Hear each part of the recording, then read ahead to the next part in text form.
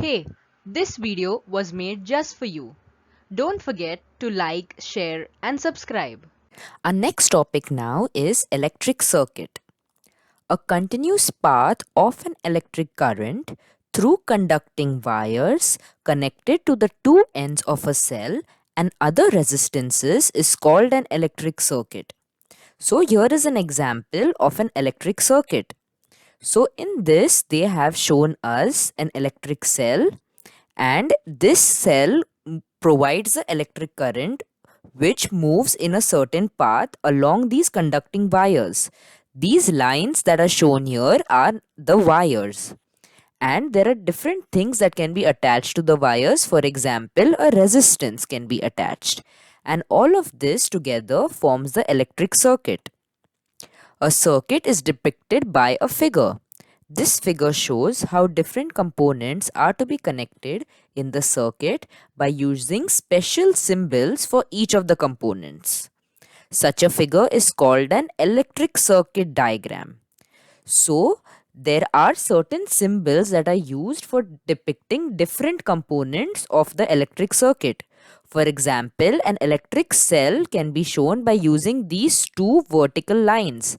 And wherever you see these two vertical lines in any electrical circuit diagram, it will always mean that an electric cell is attached there. And wires are shown by a single line like this. Also, a resistance is shown by a wavy line like this.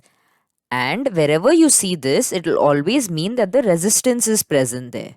We cannot interchange these symbols because it will be very difficult for a person to read such a diagram. For example, you cannot use this wavy line to depict an electric cell. It will always have to be used to depict a resistance. In the circuit in this figure that we just seen, an ammeter is used to measure current and a voltmeter to measure the potential difference between the two ends of a resistor. So, in this diagram, we see that here there is a resistance and an ammeter is connected in series. What does this mean? It means when anything is connected in series, it means that they will have only one common end and they should be connected in the same line, that is next to each other. And an ammeter is used to measure current, therefore it is attached in series to the resistance. Whereas a voltmeter is in parallel with the resistance. So when anything is said to be connected in parallel, it should have both the ends as the common points. And a voltmeter is used to measure the potential difference that is present on either ends of this resistance. As the voltmeter has a very high resistance, only very small current flows through it. So, when a current is passing through this wire, the entire current will go through the ammeter. Therefore, ammeter is best used to measure the current. But now when it comes to this point, it will split up into two directions. So, but because the voltmeter has a very high resistance, only very small amount will go there and most of the current will go through the resistance. Observe. Point out the mistakes in the figure above. So here they have given us different figures and they are telling us to find out the mistakes in them. So in this first figure, here we notice that the wire is broken. And if you remember, for the electric circuit to work, it has to be a continuous path. There cannot be breaks in it. So therefore, this figure is wrong. In this figure, the wire is intact but it is not being attached properly to the cell. And again, it becomes a wrong diagram because for the bulb to be lit up, it has to be a continuous circuit. Over here, even though if it is a continuous circuit, the bulb has been shown to not light up, whereas it should have been lit up because this circuit is complete. So again, this is a wrong diagram.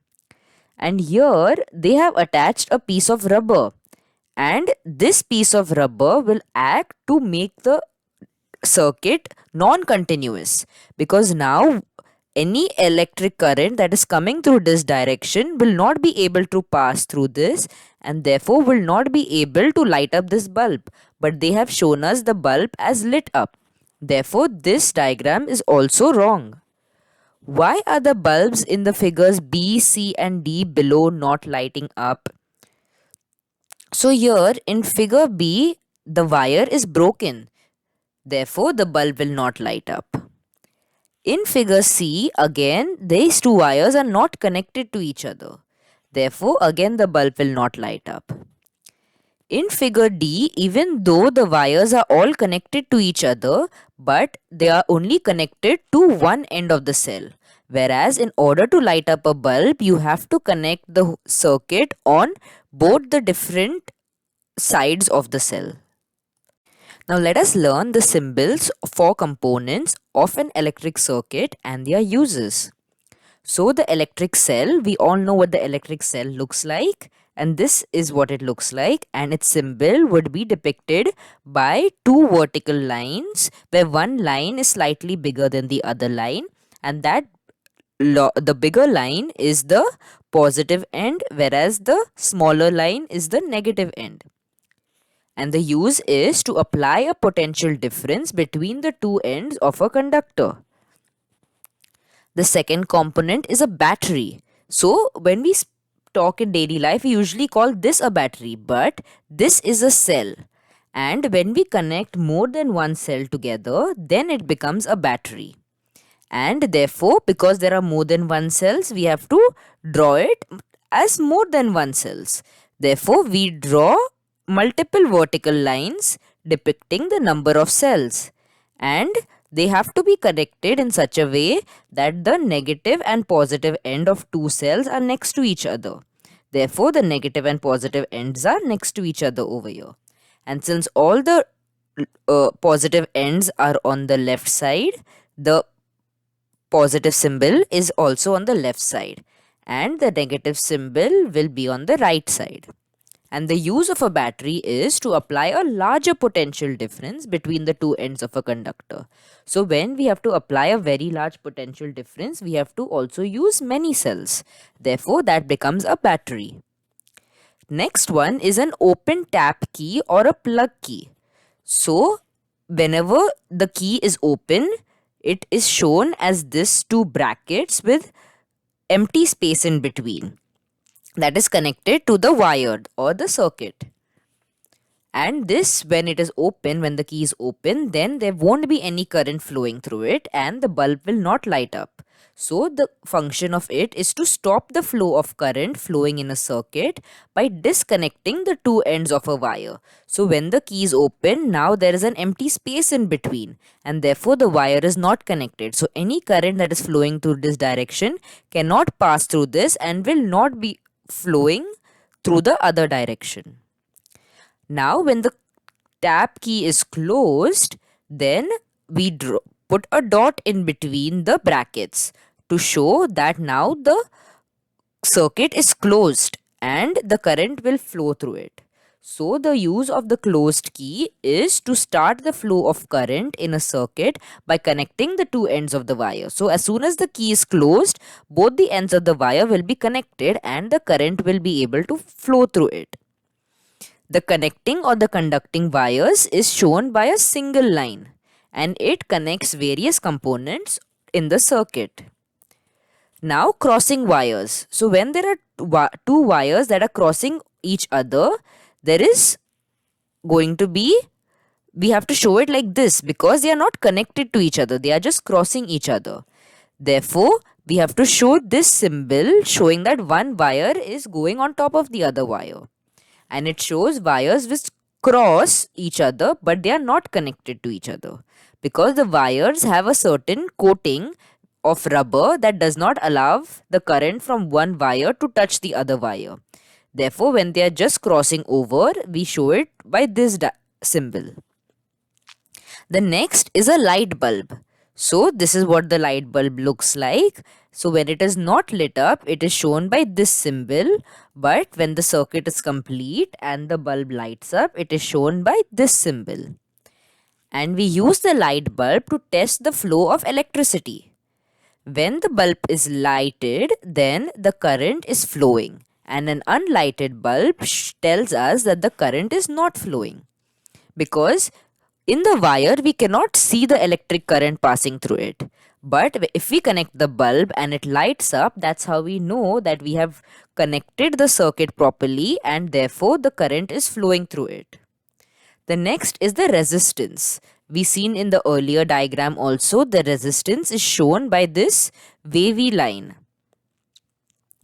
And the resistance is used to control the flow of current in the circuit, because the higher the resistance, the less current can flow through it. Variable resistance. Variable resistance is shown by the same resistance symbol where we draw this wavy lines, but because it is variable, we have to draw this slanting arrow passing through it. And a variable resistance is used to change the resistance as required and thereby control the current. So if we want a lot of current to pass, then we have to make the resistance very less.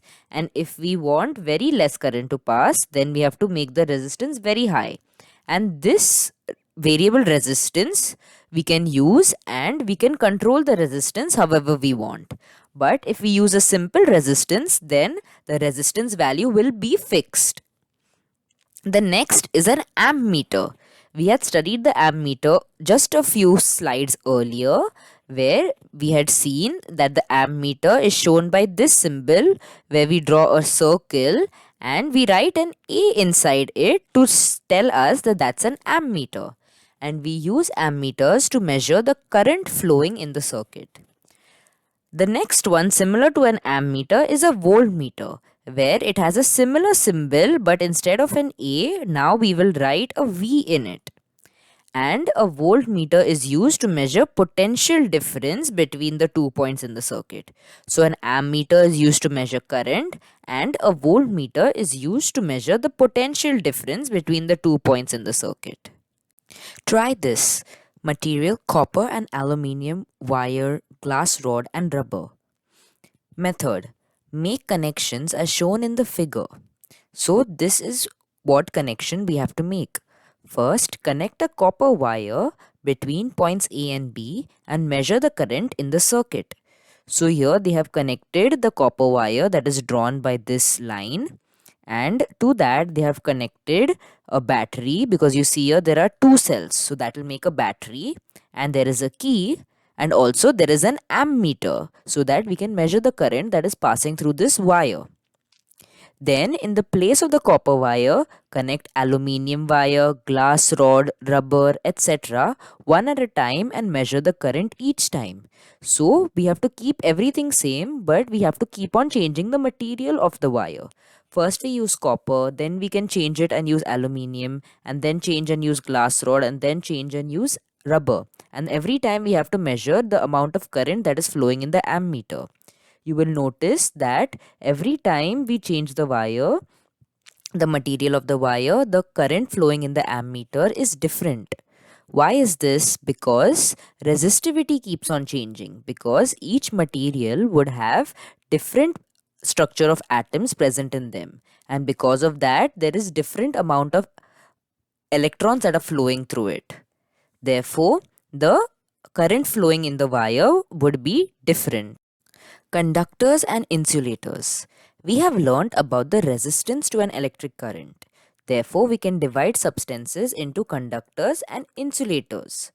So, conductors are nothing but those substances which can transmit current through them. And insulators are nothing but bad conductors. They are such that there is no current passing through them. So, here they are telling us conductors. Those substances which have a very low resistance are called conductors. And because they have low resistance, therefore, current can easily flow through such materials. And examples are something like copper and aluminium. Insulators. Those substances which have extremely high resistance. So now their resistance is very high. And because their resistance is so high, current cannot flow through these insulators. And examples are glass and rubber. Why are some substances conductors while others are insulators? It is nothing but the composition of the material that they are made from. So each material has a different chemical composition, because of which the atoms arranged in them are in different patterns, and because of that the current flowing through them is different. Why can our body conduct electricity? So we can easily get an electric current, and that is because our body can conduct electricity. It is not a very good conductor, but it can conduct electricity because of the arrangement of the atoms in our body. For the answers to this exercise and other free worksheets, please go to jkacademypro.com.